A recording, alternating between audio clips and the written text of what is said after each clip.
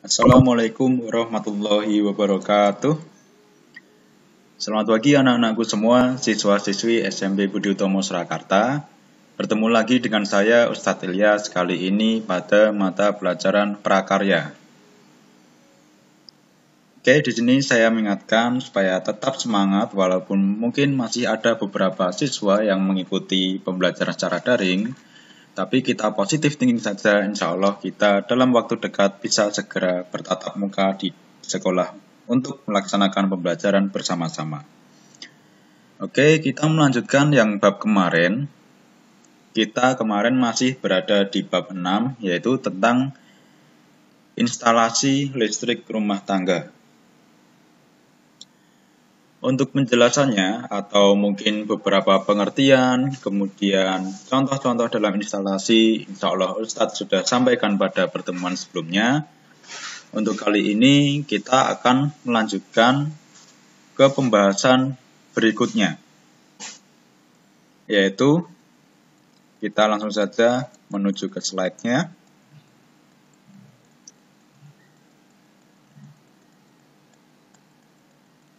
Ya. Pembuatan gambar pengawatan instalasi listrik sederhana.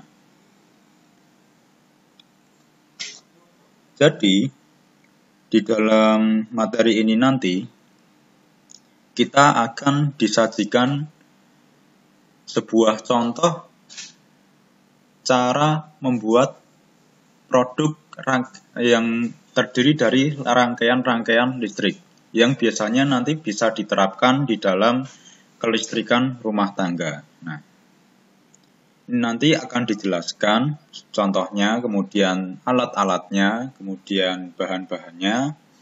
Tapi untuk kali ini kalian cukup mengerti saja, cukup memahami saja. Untuk praktek, untuk kali ini kita tidak melakukannya dulu. Insya Allah mungkin praktek bisa melakukan praktek di bab lain. Untuk tugas nanti akan saya sampaikan di pertemuan yang lain atau di waktu yang lain. Oke. Di sini disajikan yang pertama adalah perencanaan. Nah, tentu sebelum kita membuat sebuah produk, kita harus merencanakannya dengan jelas terlebih dahulu. Contoh, kita misal mau memasang instalasi kelistrikan di dalam suatu rumah. Nah, di dalam rumah itu ada misalnya ruang tamu, kemudian kamar mandi, dan lain-lain. Nah, seperti itu kita harus merencanakannya dengan baik. Kenapa? Agar nanti kita juga bisa mengaplikasikannya atau mungkin juga memanfaatkannya dengan semaksimal mungkin. Jadi tidak terjadi hambatan-hambatan atau mungkin hal-hal yang tidak diinginkan. Jadi semuanya berjalan dengan baik. Nah, untuk kali ini contoh sederhananya di sini ya. Nah, ini ditunjukkan ada kabel yang bermuatan listrik positif. Kemudian ada juga kabel yang bermuatan listrik negatif. Kalau dalam kabel di rumah-rumah tangga atau di gedung-gedung biasanya sudah menjadi satu ya. Di dalam sebuah kabel itu sudah ada kabel positif dan negatif. Nah, untuk salah satu kabel disambungkan ke salah satu titik yang ada di dalam saklar, namun tidak tersambung dengan titik yang lainnya, karena itu nanti untuk yang bermuatan negatif. Kemudian sama, stop kontak juga. Nah, kemudian nanti baik saklar maupun stop kontak nanti bisa diaplikasikan atau disambungkan ke alat atau peralatan yang akan kita gunakan nantinya. Kalau di sini kita dicontohkan yaitu lampu. Nah, bisa juga mungkin barangkali di rumah ya stop kontaknya untuk ngecas HP atau mungkin ngecas laptop, untuk peralatannya misal komputer, kipas angin, nah banyaknya. Kalau di sini dicontohkan lampu. Untuk alat-alatnya, ya sebenarnya banyak alat-alat yang bisa digunakan di dalam pembuatan instalasi listrik ini. Tapi untuk kali ini yang dicontohkan adalah yang pertama tang potong. Nah, fungsi utama tang potong yaitu untuk memotong bahan-bahan yang terbuat dari logam seperti kaki komponen, kaki tembaga, kawat, dan lain sebagainya. Ya, seperti yang ada dalam gambar. Biasanya di salah satu bagiannya ada bagian yang bentuknya seperti gunting, tapi itu keras dan tebal. Jadi untuk memotong kawat atau benda-benda lain yang akan dipotong.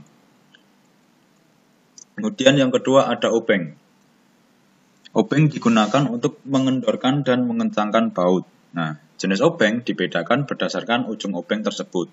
Ada jenis obeng plus dan juga ada obeng minus, obeng segi 6 dan lain-lain. Nah, kalau yang ada gambar ini beda lagi, yaitu juga obeng. Itu termasuknya jenis minus. Akan tetapi di sini juga ada tambahan, yaitu untuk mengecek apakah sebuah kabel atau kawat itu ada muatan listriknya, atau biasa ini disebut dengan test pen. Ya, jadi kalau kalian menempelkan ini pada kawat, kemudian jika kawat itu ada aliran listriknya, kemudian salah satu jari kalian tempelkan di ujung atas yang ada tanda merah, warna merahnya itu, nah itu nanti lampunya akan menyala. Itu berarti tandanya ada muatan listriknya. Nah, tapi tenang saja, saat kalian menyentuh yang ujung warna merah itu, tangan kalian tidak akan tersetrum, karena memang sudah diatur sedemikian rupa. Kemudian yang C ada gergaji besi. Gergaji besi merupakan alat untuk memotong besi. Gergaji besi juga digunakan untuk memotong bahan lain seperti akrilik, kemudian pipa PVC, aluminium, dan lain sebagainya. Nah, ini untuk gambarnya ya. Gambar gergaji besi.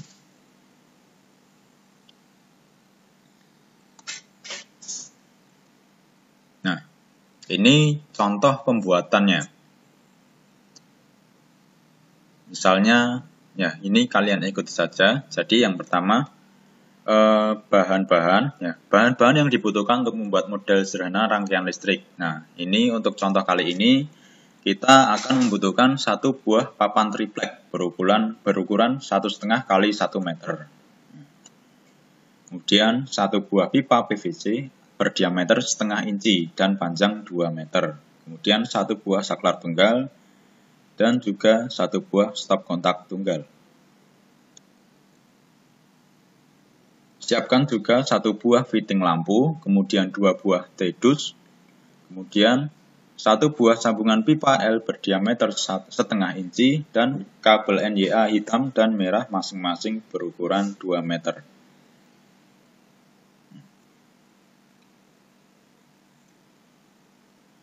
Untuk pembuatannya, yang pertama kalian siapkan dulu tripleknya, kemudian buatlah gambar rencana instalasinya, ya, seperti yang ada di gambar.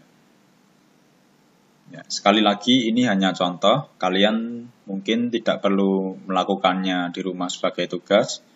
Akan tetapi jika kalian ingin mencobanya, dipersilakan, yang penting tetap hati-hati dan akan lebih baik lagi jika kalian dalam pengawasan orang tua kalian. Ya. Oke, lanjut ya, buatlah gambar rencana instalasinya, seperti yang ada pada gambar.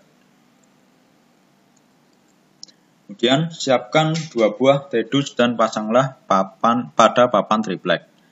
Nah, ini biasanya ada di atap-atap rumah atau di pojok-pojok tembok rumah. Ini sebagai pertemuan beberapa kabel. Nah, biasanya di rumah ada beberapa kabel yang menyambungkan satu tempat ke tempat lain. Nah, biasanya ketemunya ya ini di T-dus ini. Nah, pasanglah di triplek tersebut. 2 buah T-dus dan penempatannya dalam rangkaian instalasi listrik sederhana. Kemudian siapkan potongan pipa PVC dan sambungan L. Nah, kemudian pasanglah pada papan triplex. pipa PVC dan sambungan L serta penempatannya pada papan rangkaian instalasi listrik. Nah, seperti ini ya. Seperti pada gambar. Nah, selanjutnya, siapkan fitting lampu dan berilah kabel pada masing-masing terminal. Kemudian, pasanglah pada papan triplek dan masukkan kabel pada pipa PVC. Nah, untuk lebih jelasnya bisa kalian lihat pada gambar. Nah, siapkan juga stop kontaknya, pasang juga pada papan triplek. Kemudian, berilah kabel pada masing-masing terminal dan masukkan ujung kabel yang lain pada pipa PVC.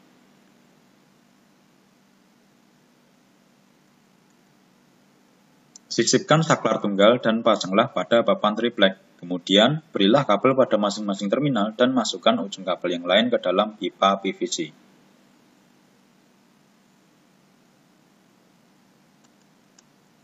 Sambungkan ujung-ujung kabel yang berwarna hitam pada tidus paling kanan. Kemudian, berilah selotip sebagai penutup sambungan, ya, agar aman, agar tidak terjadi konsleting.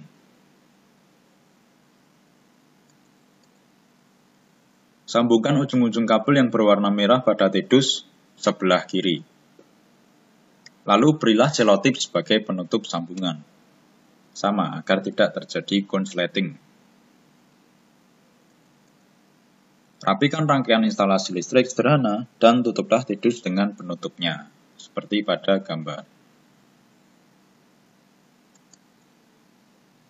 Sambungkan bagian ujung kabel pada sumber listrik, kemudian berilah lampu pada fitting lampu.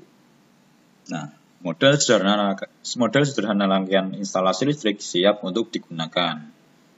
Nah, nanti kita tinggal menyalakan saklar yang sudah kita pasang tadi. Nah, seperti ini bisa disajikan juga atau bisa diaplikasikan juga di dalam peristrikan rumah tangga. Ya, kurang lebih seperti ini juga sistemnya. Tapi untuk kali ini dibuat sederhana, ini sebagai sebuah permodelan. Barangkali untuk memahami agar kita tahu, oh seperti ini toh, pemasangan listrik di rumah. Oh seperti ini toh, bagaimana agar lampu-lampu di rumah kita itu bisa nyala dan juga tersambung dengan baik dengan listrik maupun saklar dan yang lain-lain.